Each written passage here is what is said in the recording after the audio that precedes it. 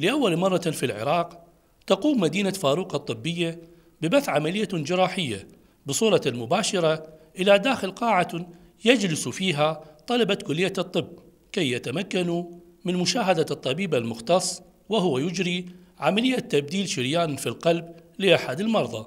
كما ترون هذه العملية تنقل من غرفة العمليات إلى القاعة المدرجة بحضور عدد عشرات طلاب كلية طبية في سليمانية ليروا العملية تجري الآن أمام عينهم على هذه الشاشة. بث العمليات بصورة حية من صالة العمليات لقاعة الكونفرنسات.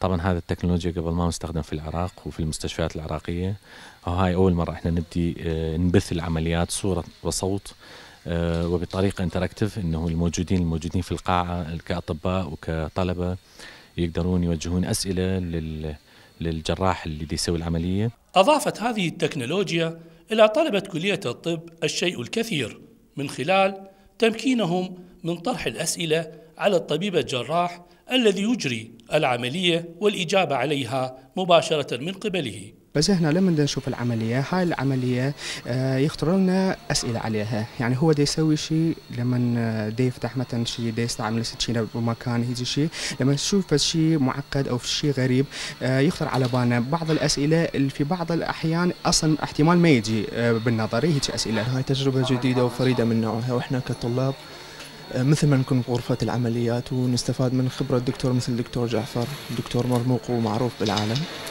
وهذا شيء كله جديد. يذكر أن جميع العمليات الجراحية التي تجرى في مدينة فاروق الطبية سوف يتم بثها مباشرة إلى هذه القاعة داخل المستشفى وليس القلبية فقط.